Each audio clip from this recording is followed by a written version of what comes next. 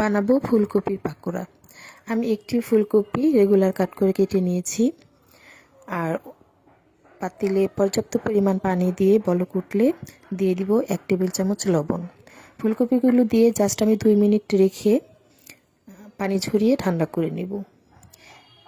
অন্য একটি পাত্রে 2 কাপ চালের গুঁড়া, 1 কাপ বেসন, 1 টেবিল চামচ লবণ, 1 টেবিল চামচ মরিচের গুঁড়া, হাফ টেবিল চামচ হলুদের গুঁড়া, 1 চা চামচ জিরার গুঁড়া আর হাফ চা চামচ গরম মশলার গুঁড়া, হাফ চা চামচ গোলমরিচের গুঁড়া দিয়ে ভালোভাবে মিশিয়ে 2 কাপ পানি ইউজ করব। এতে আমার ব্যাটারটা অনেক সুন্দর হবে, একদম পাতলাও হবে না আবার একদম ঘনও হবে না।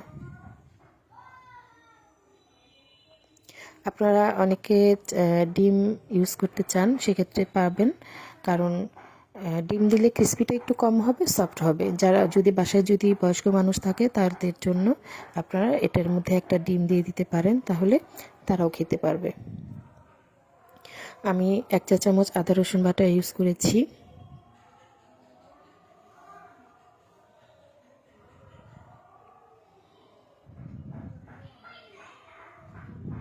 আমি ব্যাটারটা বানিয়ে আমি 5 মিনিট রেস্টে রাখবো, তাহলে ঘনত্বটা একদম ঠিক হয়ে যাবে। দেখতে পাচ্ছেন ঘনত্বটা কেমন হবে। ফুলকপিগুলো একটি একটি করে দিয়ে আমি ভালোভাবে এটার সাথে লাগিয়ে নিব। আর অন্যদিকে চুলায় আমি তেল বসিয়ে দিয়েছি গরম হওয়ার জন্য। তেলটা মোটামুটি একটু গরম হওয়ার পর আমি একটি একটি করে ফুলকপি দিয়ে দিব এবং 2 পাশে ব্রাউন কালার করে ভেজে নেব।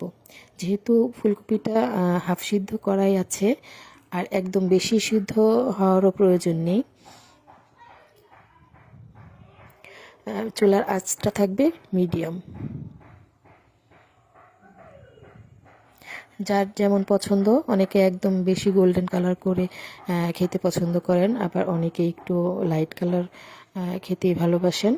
আপনারা যার যার পছন্দ মতো করে নিতে পারবেন, এতে কোনো প্রবলেম হবে না, কারণ ফুলকপিটা আগে থেকেই সিদ্ধ করা আছে এবং এটাতে লবণ অ্যাড করা আছে।